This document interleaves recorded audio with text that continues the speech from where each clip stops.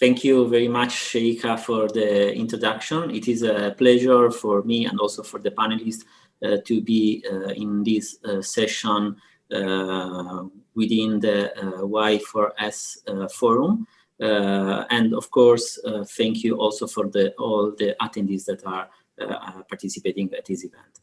I will go straight to our panelists, and I will already start asking them some question related to the role of young people in promoting the energy transition. Muna, in the recent years, inclusivity and equality have become increasingly demanded across all sectors in the world. Based on the outcome of the IRENA Youth Forum that took place on Thursday, in your view, how does an inclusive and just energy transition look like, and what actionable steps should be taken to enable it? Hi, thank you for your question, Riccardo. I think a just transition should be more so a discussion based on an agenda shared by all members across all entities that needs to be negotiated and implemented geographic, political, cultural, and social context. And the extent to which countries can benefit from the energy transition depends on the level of their ambition, their existing socioeconomic structures, and the industrial policies they adopt to increase the depth and diversity of supply chains. So, in my view, for the transition to succeed, policies must be based on a more integrated assessment of the interactions between the evolving energy sector and the wider economy. Some actionable steps would be to make sure to include those that haven't been given an opportunity to do so, such as young people, women, people of color, and indigenous communities, remote and local communities, refugees. So basically, just to try and involve the youth in building government structures, or how we should be asking the question of how can we facilitate worker reskilling for local and remote communities so that they will be equipped for cutting edge technologies or cutting edge technologies in the green industry. Thank you, Muna, for your inputs. Actually, Muna, you have highlighted several aspects and topics that are relevant for the energy transition, and it is almost clear that to happen, energy transitions need all actors to work together in order to achieve specific goals. Which are related, for example, to the achievement of the Sustainable Development Agenda, as well as the climate objectives of the Paris Agreement. Beniamin, we have already heard a lot of inputs and feedback at our IRENA Youth Forum.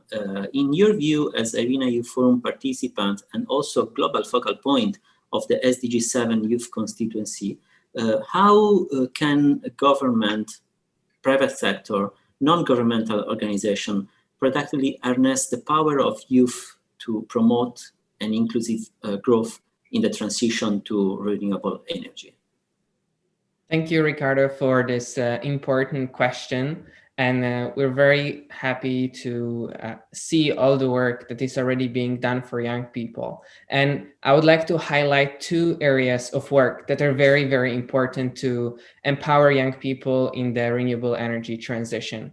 So firstly, it's youth action. Startups and other projects that young people are developing to address the needs of energy access and to disrupt energy systems in places where they are already established. And so the actors that you mentioned, governments, private sector, and others, can support young people, firstly by providing finance. And that is very often in shortage, but it's very important that young people have equitable access to funding that can start up or scale up their enterprises. Secondly, it's regulatory frameworks. Young people need to be able at ease to establish their new projects so that the needs that are present can be addressed based on the technical merit and not on one's ability to go through hectic bureaucratic procedures. In particular, in the COVID-19 times, it means recognizing renewable energy startups as essential businesses, so they are not impacted by anti-COVID measures. And second area of work that I would like to highlight that we as young people need support with is policy advocacy. And so what it means is that young people need to be listened to, their views and needs need to be expressed on local and national level. Of course, we talk a lot about intergovernmental fora, and they are important and we need young people there, but it's also very important that once we recognize the role of young people, local and national authorities work very closely with young people in their region or in their municipality to address their specific needs, and so that the concrete needs of those young people can be addressed. Thank you. Thank you. Thank you very much, Beniamin. It is always a pleasure to hear your thought and your insights also based on your role of global focal point of the SDG 7 Youth Constituency. You have mentioned several aspects that are very relevant when talking about youth empowerment and, of course, the role of youth in promoting a just and inclusive energy transition. You have talked about youth actions, about policy advocacy, and also regulatory frameworks. It is very well linked. What you have mentioned, it is very well linked to the role and also the actions that IRENA is promoting with the youth, but also with other actors in the society. Here with us, we have Edouard, who is a young colleague at IRENA.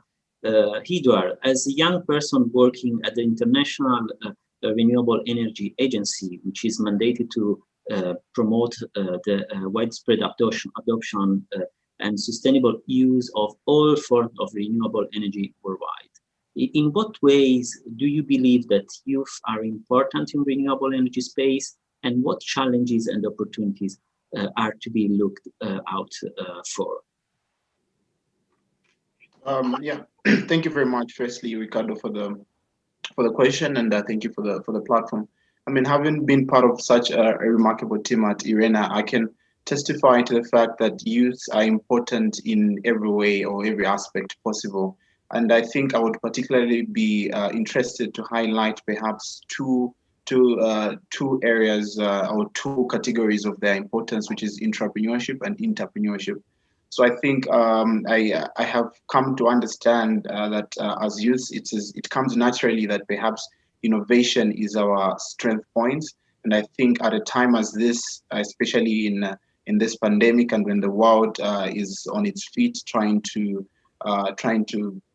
perhaps actualize its energy transition goals, I think innovation is very prime, and hence the need for innovators both within organizations like IRENA, but also young entrepreneurs, as Beniamin had earlier noted, to actually come up with viable ventures. So I think they are important in every aspect possible. And when you talked about, when you asked me about challenges and opportunities that exist, I think in regards to challenges, the same challenges that youth face right now stand as potential opportunities, depending on how we choose to go around them.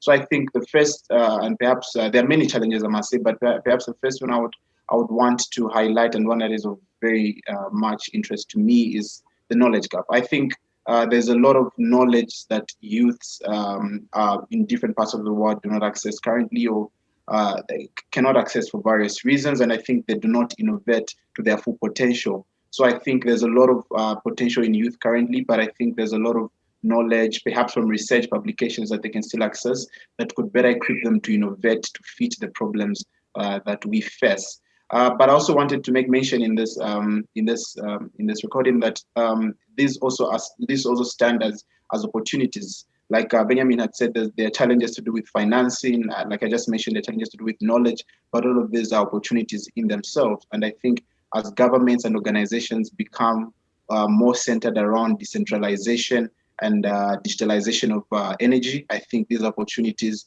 that youth innovators and youth entrepreneurs can probably tap into. Thank you.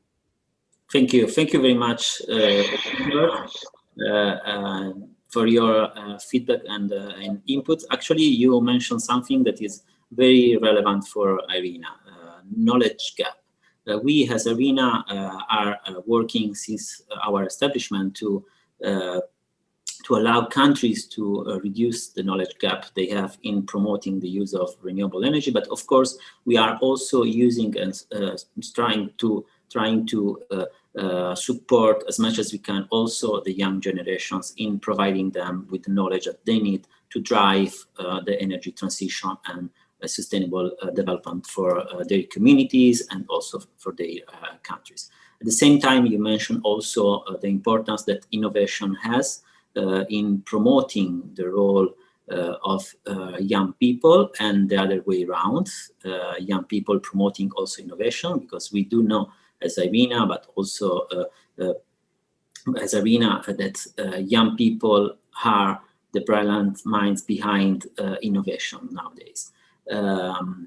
I will now, before wrapping up and concluding, I would like just to have a very quick answers from all of you related to your view on how can youth proactively play a part in ensuring that the post-COVID recovery is green, even with the current challenges and barriers that you all have highlighted and all young people are facing nowadays. I would ask first Muna, and then Beniamin and Edward to provide some insights and on this. Thank you, Muna. Yes, thank you, Riccardo.